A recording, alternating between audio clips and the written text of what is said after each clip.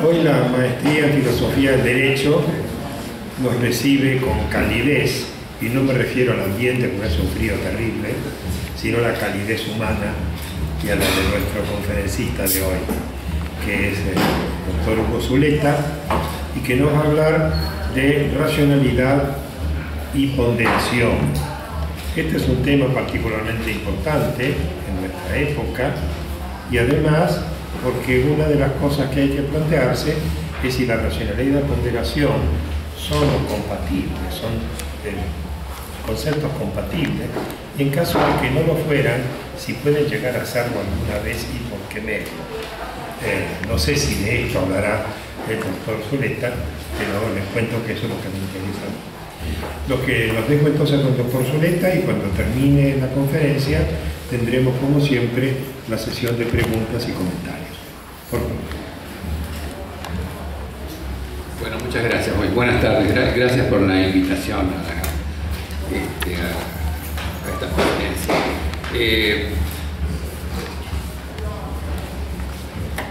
Efectivamente voy a hablar de racionalidad.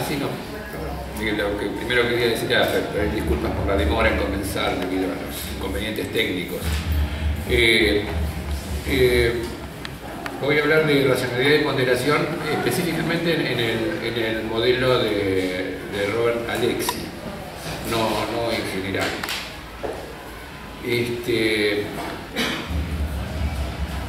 Bueno, como todos saben, en la actualidad es bastante común distinguir dos tipos de normas, las reglas y los principios, aunque no hay acuerdo general con respecto a qué es exactamente lo que los distingue, es decir, qué es exactamente la diferencia entre reglas y principios. Pero podemos convenir que los principios son más generales, más abstractos que las reglas, que normalmente se encuentran en textos constitucionales o tratados internacionales, aunque también se habla de principios implícitos en las reglas, pero tal vez en un sentido diferente, que se refieren a derechos fundamentales o establecen garantías como la igualdad ante la ley y el derecho de defensa, o establecen preceptos de políticas que guían políticas socioeconómicas como la protección de la salud o del medio ambiente. De acuerdo con una concepción ampliamente difundida, la diferencia fundamental entre los principios y las reglas reside en la forma en que se resuelven los conflictos, mientras que en las reglas, cuando hay un conflicto entre reglas, se utilizan ciertos criterios de precedencia que desplazan una regla de manera definitiva en favor de otra, como los principios lex superior, lex posterior, lex speciali. En el caso de los conflictos entre principios, el criterio no es general, sino que lo que se dice es que hay que hacer en el caso una ponderación entre el grado de afectación del principio que resulte afectado por una medida y el interés en la promoción del principio que juega en sentido contrario, es decir, el principio que se intenta promover con la medida. Hay que hacer una especie de balance para establecer la importancia relativa y establecer en el caso cuál es el principio que ha de prevalecer, sin perjuicio de que en otras circunstancias prevalezca el otro principio.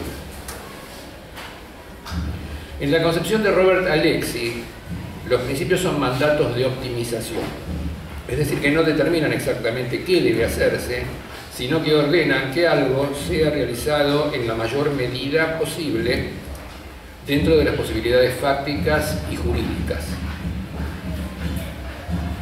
Esta caracterización de los principios se encuentra a su entender en relación de implicación mutua con el principio de proporcionalidad, tal como lo interpreta el Tribunal Constitucional Federal alemán.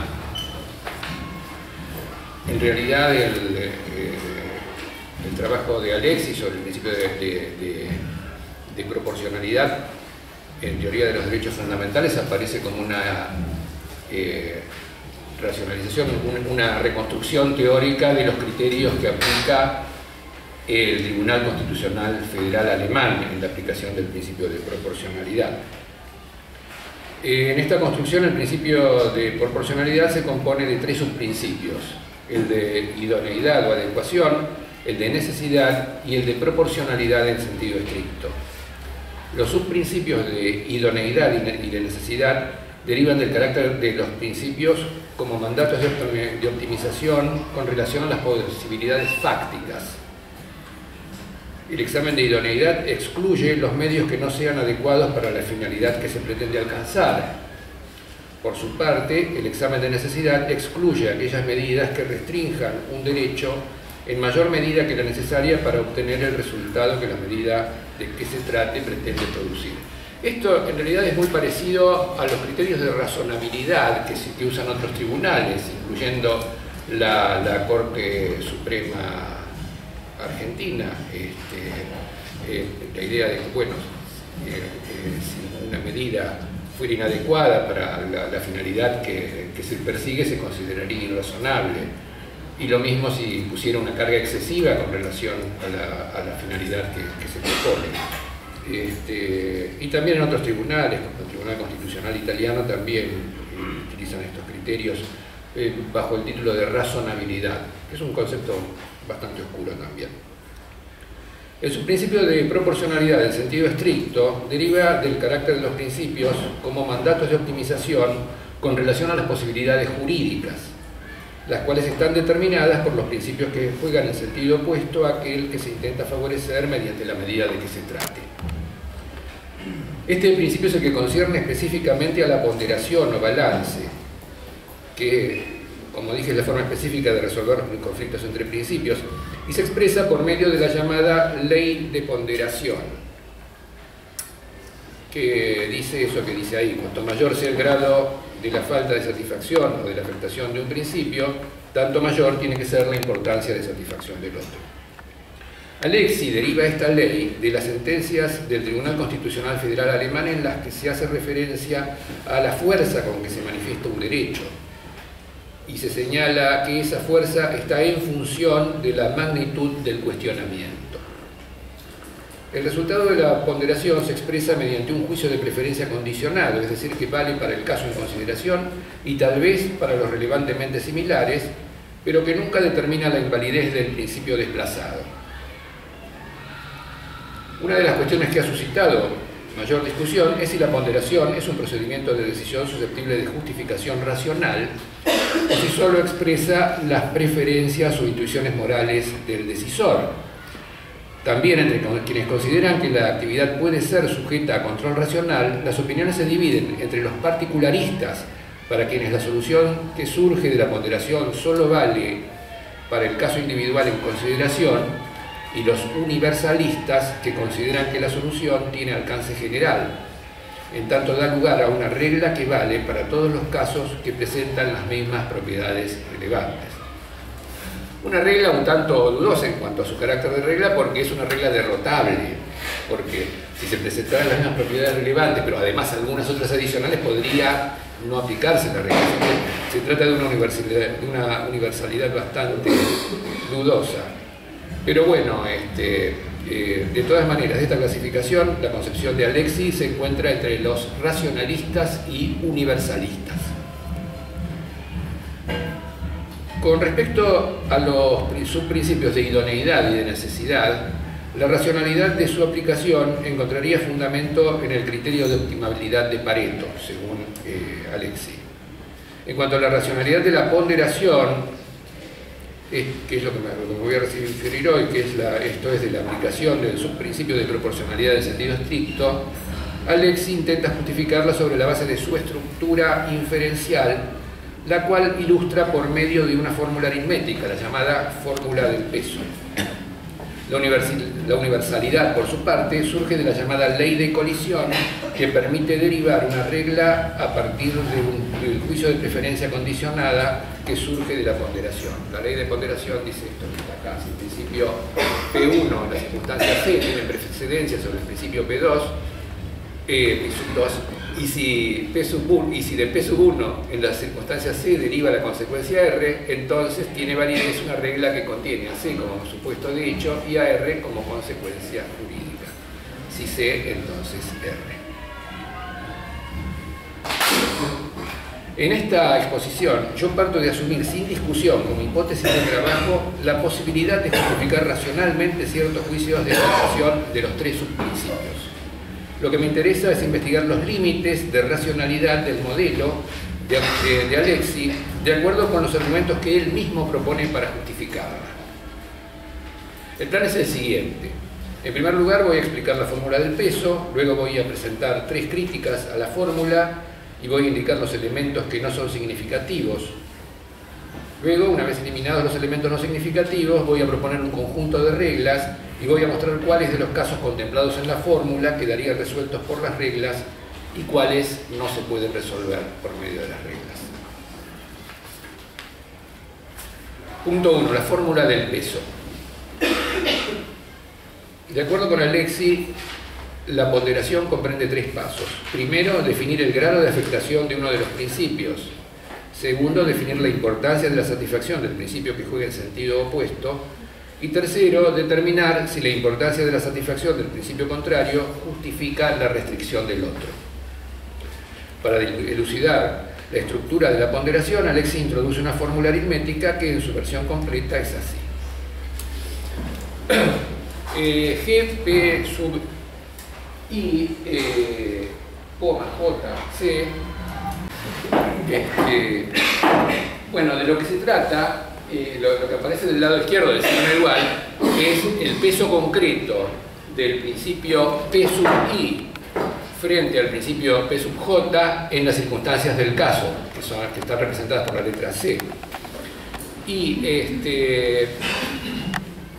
es un cociente donde en el numerador de la fórmula tenemos la intensidad de la intervención en el principio P sub I en las circunstancias del caso C multiplicado por el segundo elemento G, P sub I, A es el peso abstracto del principio P sub I multiplicado por S sub I, que es el grado de probabilidad de los supuestos empíricos acerca de la afectación del principio P sub I en las circunstancias del caso. En el denominador, W, P sub J, C es la importancia de la satisfacción del principio P sub J en las circunstancias C, multiplicado por su peso abstracto, G, P sub J, A, y multiplicado por el grado de probabilidad de los supuestos empíricos acerca de la satisfacción del principio P sub J por medio de la medida de que se trate, de la medida que se está ponderando.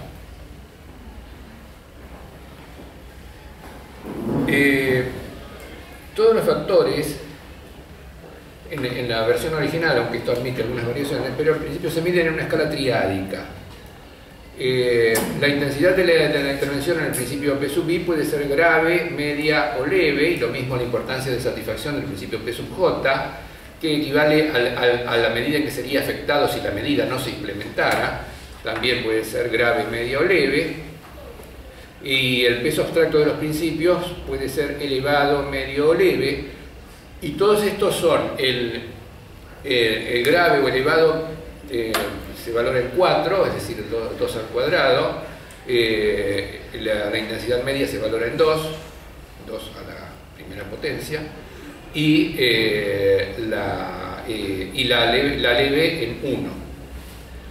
Y en cuanto al grado de seguridad de los presupuestos empíricos, puede ser cierto, que vale 1 punto, plausible, que vale medio, y no evidentemente falso, que vale 1/4.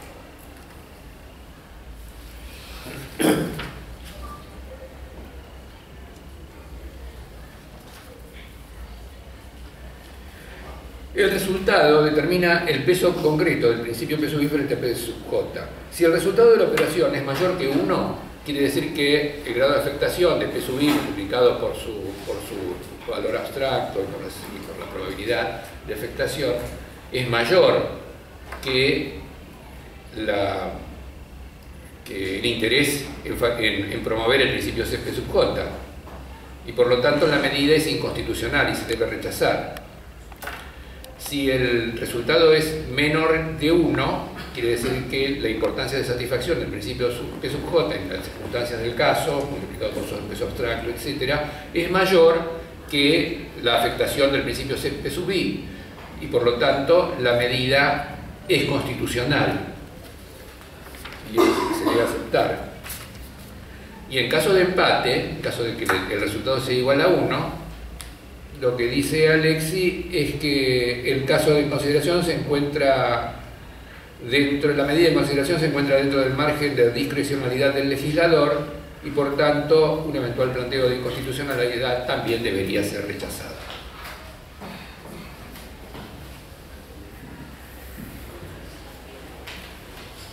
Algunos autores han centrado su crítica a la fórmula del peso en la inexistencia de un método objetivo que permita determinar los valores numéricos correspondientes a cada uno de los factores en juego.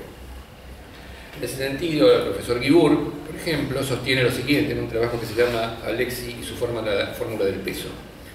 Dice así: si no encontramos un método apropiado para pesar los principios y medir el grado de su participación en un caso dado, el acto de pesar se vuelve imposible, la ponderación se torna subjetiva, se lesiona la racionalidad del discurso práctico, se hace incierto el conocimiento moral y las decisiones judiciales no pueden encontrar un apoyo sólido en la aplicación de los principios.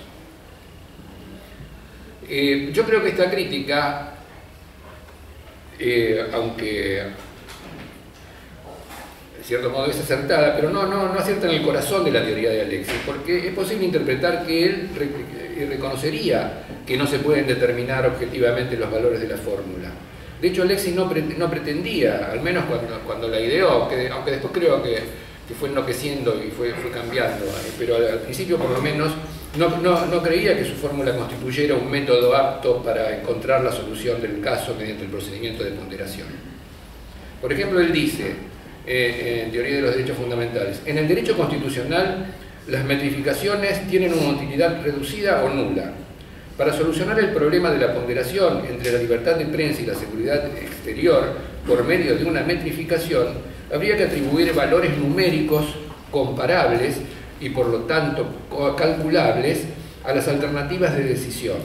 Desde ya se sostendrá que este tipo de metrificaciones no es posible en el derecho constitucional. Y también afirma: no puede inferirse el resultado a partir de una cuantificación firmemente dada, sino que en el mejor de los casos, las decisiones tomadas de alguna manera, cualquiera ella sea, puede ilustrarse cuantificadamente. La concepción de un orden jerárquico de valores que trabaje con escalas cardinales fracasa ante el problema de la metrificación de pesos y de las intensidades de realización de los valores. Según yo lo entiendo, la fórmula del peso tiene un sentido meramente ilustrativo de la estructura inferencial del método de ponderación. Así, Alexi podría aceptar las objeciones fundadas en que la elección de las escalas numéricas que propone es arbitraria, ya que diría que los números solo tienen un propósito ilustrativo. Lo que indica la fórmula del peso es que lo que hay que fundamentar para justificar el enunciado de preferencia condicionado que representa el resultado de la ponderación son los enunciados acerca de los grados de afectación e importancia de satisfacción de los principios en juego. Porque en este sentido, Carlos Bernal Pulido, por ejemplo, dice, cito: no existe un criterio objetivo para determinar los valores determinantes del peso que tienen los principios en la ley del peso que tienen los principios en la ley de ponderación y que conforman la fórmula del peso, es decir, el grado de afectación, etc.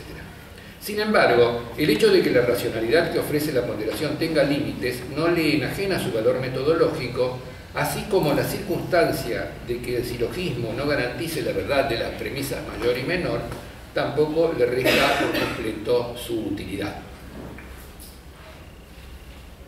En cuanto a los argumentos que pueden emplearse en esa fundamentación acerca del peso e importancia de satisfacción de los principios, Alexi dice que no tienen el carácter específico de argumentos referidos a la ponderación. Este tipo de esquema de razones que incluye valoraciones, estoy citando, es en general característico de las fundamentaciones jurídicas.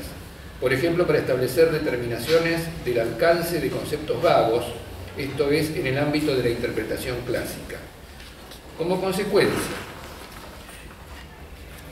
sigue la cita, el solo argumento de que las valoraciones juegan un papel en la ponderación no fundamenta todavía ninguna objeción en contra de que sea posible fundamentar racionalmente las decisiones que se adoptan por medio de la ponderación, a menos que se diga que la argumentación jurídica siempre deviene irracional o pierde su racionalidad tan pronto se ingresa en el ámbito de las valoraciones que no están fijadas de antemano autoritativamente como necesarias.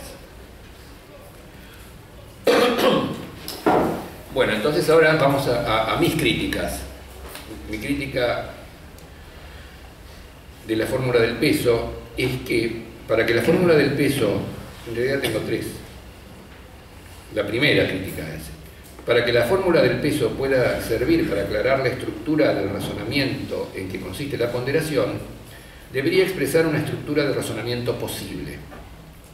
Una fórmula que opera con los valores numéricos de un modo no significativo no puede ilustrar sobre ninguna clase de razonamiento o método. Mi tesis entonces es que la fórmula del peso no es significativa porque los cálculos que expresa no tienen sentido. Paso a explicar por qué. La medición es una operación consistente en establecer una relación entre una escala numérica y los distintos grados en que puede presentarse una cualidad determinada, asignando un número a cada grado. Esto presenta dos problemas fundamentales. A, justificar la asignación de los números, y B, especificar hasta qué punto esa asignación es única. El hecho de que pueda asignarse un número a cada grado de manera consistente suele llevar a creer que los diferentes grados guardan entre sí la misma proporción que los números asignados. Sin embargo, esto no siempre es así, ya que no todas las cualidades pueden ser medidas en el mismo sentido. En primer lugar, se debe distinguir entre las escalas ordinales y las cardinales. En las escalas ordinales, los números no tienen significado aritmético, solo indican que la cualidad de que se trata está presente en mayor o menor medida. Por ese motivo, los números no son susceptibles de operaciones aritméticas. No tiene sentido la suma, la resta, la multiplicación ni la división. En realidad, ni siquiera es relevante el uso de números. Se podría vincular los diferentes grados con cualquier serie convencional, como las letras del alfabeto. En cuanto a las escalas cardinales, hay que distinguir dos tipos, las de razones y las de intervalos. Las escalas de razones se pueden emplear para medir ciertas propiedades que permiten el empleo de valores numéricos en sentido estricto, es decir, que permiten todas las operaciones aritméticas. Por ejemplo, la comparación de pesos utilizando una balanza de platillos permite no solo establecer si un cuerpo es más pesado o igualmente pesado que otro, sino también cuánto más pesado es. Podemos construir una escala numérica de pesos asignando un número a cada cuerpo, de modo tal que los valores asignados a los pesos mantengan todas las relaciones aritméticas, es decir, todas las relaciones que en aritmética tienen los números, todas las relaciones proporcionales que tienen los números de la serie de los números naturales. Para poder efectuar una medición de ese tipo es necesario que exista un procedimiento tal que combinando dos objetos que tienen cierta propiedad, obtengamos un objeto con un grado mayor de esa propiedad. Las propiedades que permiten este tipo de operación se llaman aditivas.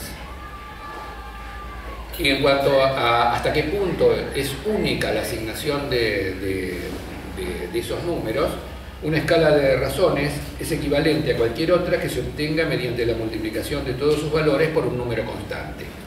Por ejemplo, para transformar la escala de metros a pies, se multiplican los valores de la primera por 3,3701.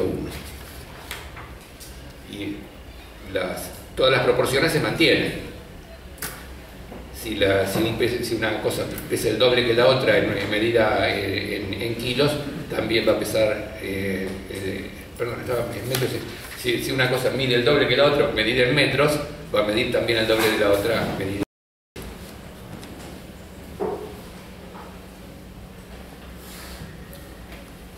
Por último, las escalas de intervalos se utilizan para medir indirectamente algunas propiedades no aditivas como la temperatura. ¿Qué quiero decir que no es aditiva la temperatura? Si ustedes mezclan un litro de agua que está a 20 grados con un litro de agua que está a 30 grados, no van a obtener 2 litros de agua que estén a 50 grados.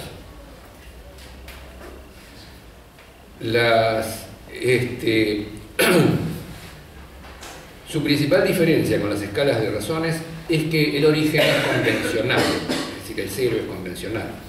Las escalas de intervalos no solo permiten realizar comparaciones de igualdad-desigualdad del grado de posesión de una propiedad, como las ordinales, sino también permiten comparar significativamente la distancia existente entre distintos puntos de la escala. Por ejemplo, en el caso de medición de temperatura, tiene sentido afirmar que la diferencia entre 20 grados centígrados y 10 grados centígrados es el doble de la diferencia entre 10 grados centígrados y 5 grados centígrados. En cambio, no tiene sentido afirmar que una temperatura de 20 grados es el doble de una temperatura de 10 grados, porque las medidas están dadas con relación a un punto cero cuya elección es convencional. Por ese motivo, no se pueden realizar significativamente operaciones de multiplicación y división. En cuanto a hasta qué punto son únicos los números asignados en una escala de intervalos, una escala de intervalos es equivalente a cualquier otra escala que se obtenga mediante transformación lineal, es decir, multiplicando cada valor de la primera por un número constante y sumando al resultado otro número constante, no necesariamente diferente. Por ejemplo, para obtener la escala Fahrenheit a partir de la escala de grados Celsius, cada valor de esta última, de grados Celsius, se debe multiplicar por 1.8 y al resultado se debe sumar 32.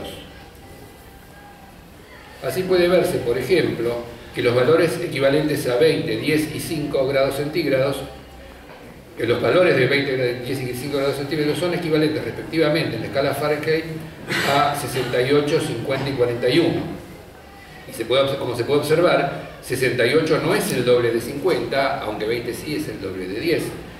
Pero la diferencia entre 68 y 50 es el doble de la diferencia entre 50 y 41. Lo mismo que ocurre con sus equivalentes de la escala Celsius. La diferencia entre 68 y 50 es 18 y entre 50 y 41 es 9, está claro. Concretamente, entonces, mi objeción a la fórmula del peso es que no es significativa porque los valores que propone Alexis para medir los factores que la componen están fijados en una escala de intervalos, con un mínimo y un máximo convencionales, pero los cálculos que propone solo serían significativos si se empleara una escala de razones. En este aspecto mi crítica no difiere de la que hace Lars Lindahl en un artículo que se titula On Robert Alexis' Way Formula for Weighing and Balancing. Como señala Lindahl, cito, un enunciado que utilice escalas numéricas es significativo si su verdad o falsedad no cambia luego de que cualquiera de las escalas o todas ellas es transformada por medio de una transformación admisible. En el caso de la fórmula del peso puede mostrarse que el resultado cambia si se realizan transformaciones lineales en las escalas.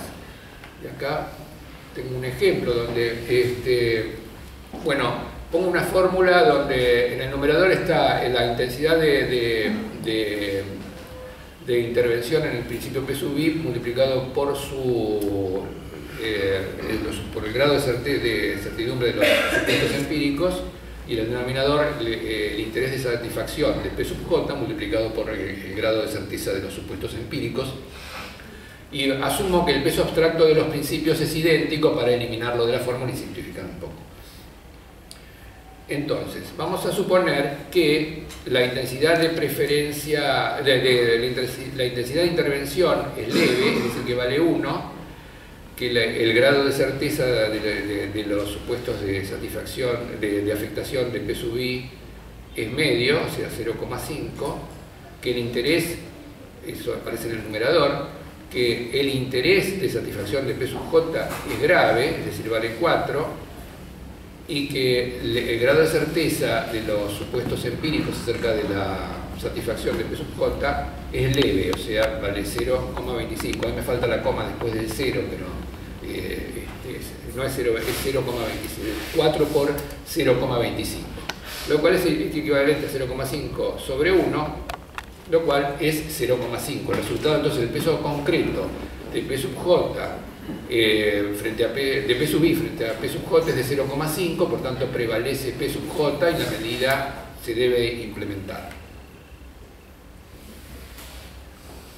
Ahora hagamos una transformación lineal que consiste en multiplicar tanto el grado de afectación de P sub i como el interés de satisfacción de P sub j, los multiplicamos por 1,5 y le sumamos 10. Es decir, una transformación lineal de la escala. Al hacer la transformación lineal obtenemos lo que está abajo, 11,5 por 0,5 sobre 16 por 0,25, que es igual a 5,74 sobre 4, y el resultado es 1,475, de modo que ahora el resultado es superior a 1. Es decir, que ahora prevalece el principio P sub i sobre P sub j, cuando antes prevalecía P sub j sobre P sub i.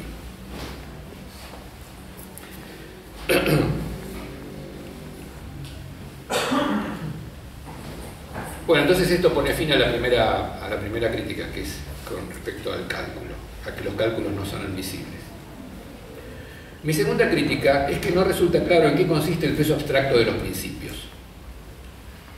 A modo de definición, Alexis se limita a señalar que el peso abstracto de un principio P sub i es el peso que se le asigna a P sub i en relación con otros principios, independientemente de las circunstancias de cualquier caso concreto. Pero no aclara en qué consiste tal peso. Aparentemente el peso abstracto determinaría una relación de preferencia entre principios, pero no es claro de qué tipo de preferencia se trata. Forsyth distinguió en su célebre ensayo sobre la lógica de la preferencia tres tipos de preferencia: absoluta, incondicional y condicional. Una preferencia absoluta de A sobre B significa que todo mundo en que se da A es preferido a todo mundo en que se da B. Esta no es una preferencia muy interesante, dice Forsyth, porque él prueba que una persona en una ocasión solo puede tener una preferencia absoluta. Una preferencia absoluta es incompatible con cualquier otra preferencia absoluta. La preferencia incondicional de A sobre B es una preferencia ceteris paribus, es decir, entre todo par de mundos que solo difieren en que en uno se da A y en el otro se da B, el primero es preferido al segundo. Y la preferencia condicional de A sobre B significa que en algunas circunstancias se prefiere A a B y en otras circunstancias se prefiere B a A. Ahora bien, el peso abstracto no determina una preferencia absoluta ni incondicional, porque no hace prevalecer un principio sobre el otro en cualquier mundo posible, ni determina tampoco que prevalezca bajo cualquier condición ceteris paribus. Sin embargo, tampoco parece ser una preferencia condicional, ya que Alexis sostiene que la relación es independiente de las circunstancias. Y acá cito nuevamente una explicación que propone Guibert, que es interesante. Guibert considera el peso abstracto de los principios como análogo al peso específico de los materiales. La idea es que el peso específico de una materia, por ejemplo el plomo, multiplicado por el volumen, nos da el peso concreto del cuerpo de que se trata, o más exactamente la masa del cuerpo. En su idea, el volumen del cuerpo sería análogo a la intensidad de afectación de un principio y el peso concreto del principio sería equivalente, sería el análogo a la masa. Sin embargo, para que la analogía funcionara, sería necesario que la intensidad de afectación de un principio multiplicada por su peso abstracto determinara el peso concreto del principio en el caso, así como el volumen multiplicado por el peso específico determina la masa. Pero esto no es así, ya que el peso concreto del principio en cada caso depende no solamente de su peso abstracto y grado de afectación, sino también del peso abstracto e importancia de satisfacción del principio en pugna y del grado de certeza de los supuestos empíricos. De modo que con el mismo peso abstracto e importancia de satisfacción o grado de intervención de un principio, el resultado acerca del peso concreto podría ser distinto, porque no depende solo de esos factores. El peso específico de un cuerpo es una razón entre la masa y el volumen, pero el peso abstracto de un principio no es una razón entre su peso concreto y la intensidad de su afectación. También me parece que hay un problema de precedencia conceptual, porque el peso específico en realidad es una abstracción que se obtiene a partir de la masa y el volumen, es la razón entre masa y volumen, pero en el caso de la presentación de Alexis, parece que que es al revés. El peso concreto es lo que se debe obtener, pero uno tiene que saber primero el peso abstracto. ¿De dónde saca el peso abstracto? No se sabe. Podría entenderse que el peso abstracto determinará la preferencia de un principio sobre el otro en aquellos casos en que se produce un empate entre la intensidad de la intervención en uno y la importancia de la satisfacción del otro. Sin embargo, si bien esto en efecto es así, no se agota ahí la función del peso abstracto en la concepción de Alexis, ya que también tiene un papel que desempeñar en aquellos casos en que no hay empate entre los otros factores, ya sea compensando las diferencias o bien inclinando la balanza en el sentido contrario. Sin embargo, esta función de compensación o contrabalanceo requiere de operaciones aritméticas que, como ya se vio, carecen de significado. En consecuencia, eliminando los elementos no significativos de la fórmula, solo queda la diferencia del peso abstracto, que la diferencia del peso abstracto determinaría la precedencia de un principio sobre el otro cuando existe empate en las intensidades de las intervenciones. Ahora bien, para que los pesos abstractos cumplan esa función, no es necesario expresarlos en una escala cardinal, es suficiente con admitir la posibilidad de fundar racionalmente comparaciones ordinales. Este principio tiene más peso abstracto que este otro. En la concepción de Alexis, estas comparaciones ordinales podrían obtenerse a partir de una red de precedentes del Tribunal Constitucional Federal Alemán. Yo sobre eso no voy a abrir juicio, no me consta. Mi tercera crítica es que los argumentos de Alexis para sostener que es posible justificar racionalmente los juicios acerca de la intensidad de la intervención en un principio o la importancia de satisfacción del otro se basan en ejemplos que solo muestran que en algunos casos es evidente que una intervención es más grave que otra. Por ejemplo, obligar a los productores de tabaco a poner en sus productos advertencias sobre el peligro para la salud que implica fumar es obviamente una intervención más leve en la libertad de profesión y oficio que la prohibición total de cualquier tipo de productos del tabaco.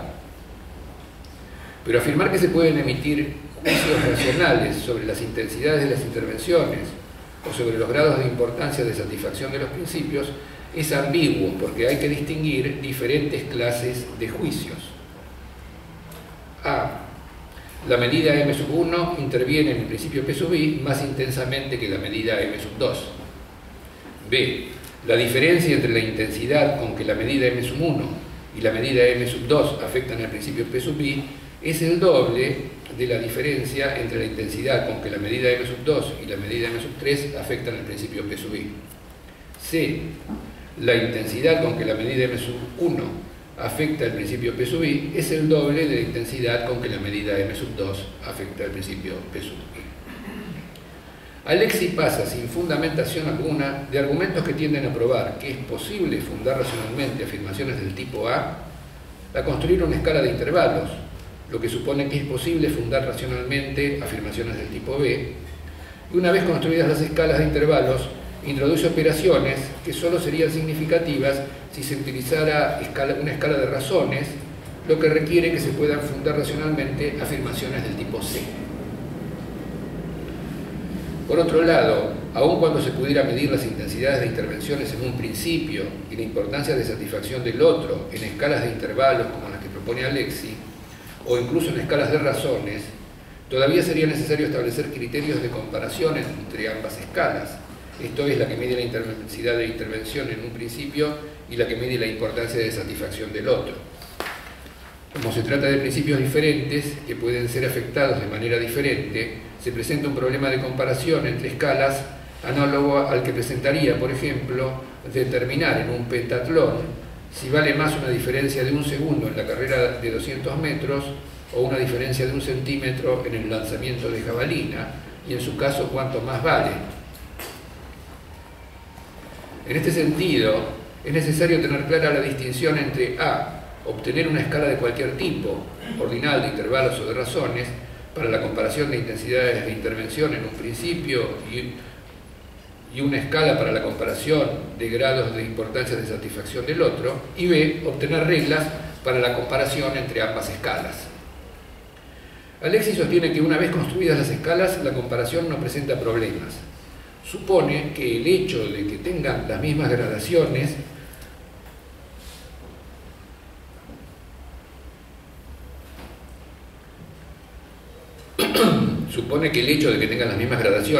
hace que sean escalas homogéneas, de modo que si los principios en colisión tienen los mismos pesos abstractos, una intervención leve en uno de ellos es equivalente en cuanto a intensidad a una importancia de satisfacción leve del otro, y lo mismo para los grados medio y grave.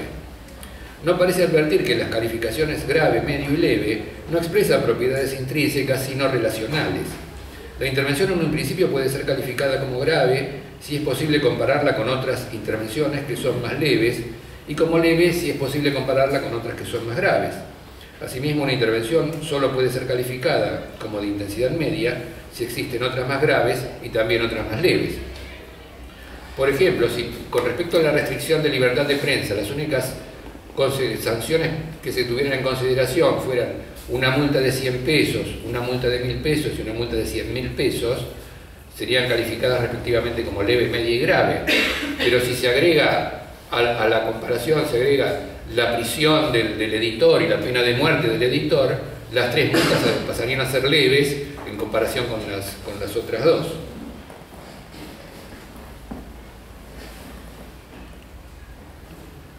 Con todo, no me propongo aquí negar que sea posible, al menos en algunos casos, fundar racionalmente, desde lo que Alexis llama el punto de vista de la Constitución, juicios de valor que sostengan que la importancia de la satisfacción de un principio supera, en el caso, la intensidad de la intervención en el otro, o viceversa. Pero estas son comparaciones ordinales, no son comparaciones cardinales. Lo que sí niego es que la comparación pueda derivarse de las escalas que propone Alexis y que tenga sentido hacer comparaciones de tipo cardenal sobre la base de estas escalas. Ahora bien, vamos a hacer una clasificación de los casos comprendidos en la fórmula. Siguiendo las pautas de la fórmula del peso, suprimiendo para simplificar el valor grado de seguridad de los presupuestos empíricos, se pueden ordenar jerárquicamente las combinaciones de intensidades de intervención y peso abstracto en un principio, o de interés en la satisfacción y peso abstracto de otro principio, de esta manera. La combinación puede ser intensidad de afectación grave con peso abstracto grave, es decir, 4 por 4, que nos da 16, intensidad de afectación media con peso abstracto grave o intensidad de afectación grave con peso abstracto medio, que nos da un valor de 8, 4 por 2 o 2 por 4, 2 por 4, 4 por 2. En C tenemos intensidad de intervención leve con peso abstracto grave. Ahí también tenemos intensidad media con peso abstracto medio, intensidad grave con peso abstracto leve. Todas esas combinaciones dan un valor de 4. Después en D tenemos combinaciones leve, medio, medio, leve, que da un valor de 2. Y en E tenemos leve, leve, que da un valor de 1. En total, como ustedes ven, las combinaciones son 9.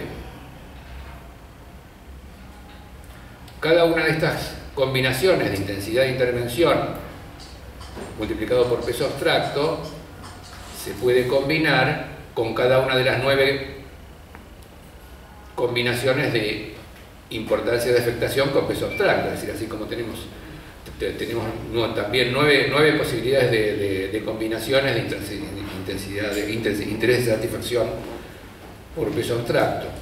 Entonces, en total, los casos posibles que contempla la fórmula serían 81.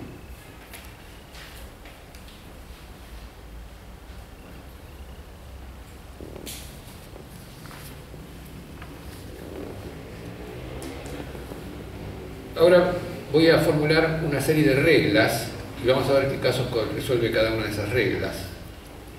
Reglas que se basan solo en comparaciones ordinales. La regla 1 y la regla 2 contemplan casos en que el peso abstracto es el mismo. La regla 1 dice: cuando el peso abstracto de los principios en colisión es igual y la intensidad de la intervención en P sub I es mayor que la importancia de satisfacción de P sub J, prevalece P sub I. Y la 2, lo mismo, cuando el peso abstracto es igual y la importancia de satisfacción de P sub J es mayor que la intensidad de intervención de P sub I, prevalece P sub J. Las reglas 3 y 4 son casos en que la importancia de satisfacción de P sub j y el grado de intervención de P sub i son iguales, pero lo que cambia es el grado del peso abstracto. La 3 contempla el caso en que el peso abstracto de P sub i es mayor que el peso abstracto de P sub j. La intensidad de intervención es igual a la importancia de satisfacción y bueno, como el peso abstracto es mayor, prevalece P sub i. En el caso 4, que también la intensidad de intervención es igual a la importancia de satisfacción, dice cuando el peso abstracto de P sub j es mayor que el peso abstracto de P sub i, las intensidades son iguales, la intervención prevalece P sub j. La regla 5 contempla el caso en que tanto el peso abstracto de P sub i como la intensidad de intervención en P sub i es mayor que el peso abstracto de P sub j y de la importancia de satisfacción de P sub j, y por supuesto prevalece P sub i sobre P sub j. La regla 6 contempla el caso inverso, en que tanto el peso abstracto de P sub j como la importancia de satisfacción de P sub j superan al grado de intervención de P sub i y al peso abstracto de P sub i, y bueno, en este caso prevalece el P sub j sobre P sub i. Y la regla 7 contempla el caso en que son iguales tanto el peso abstracto como la importancia de satisfacción y grado de intervención. Cuando el peso abstracto de P sub i es igual al de P sub j y la intensidad de intervención en P sub i es igual a la importancia de satisfacción de P sub j, se produce empate. Con estas 7 reglas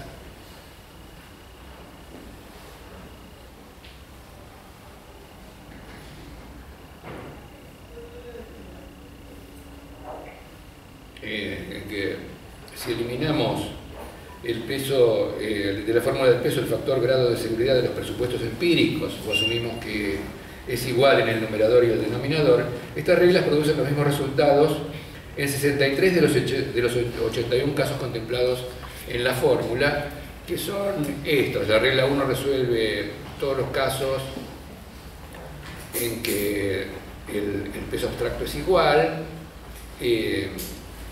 y la importancia de satisfacción del P sub i es mayor, que son todas las combinaciones que tienen ahí. La barrita significa numerador, denominador, ¿no? Esto a la izquierda es el numerador, a la derecha el denominador. Bueno, y ahí tienen, para cada una de las reglas resuelve 9 casos. Quedan sin resolver 18 casos, que son aquellos en que el peso abstracto de P sub i es mayor que el de P sub j, pero la importancia de satisfacción de P sub j es mayor que la intensidad de la intervención en P sub i, y aquellos en que se da la situación inversa.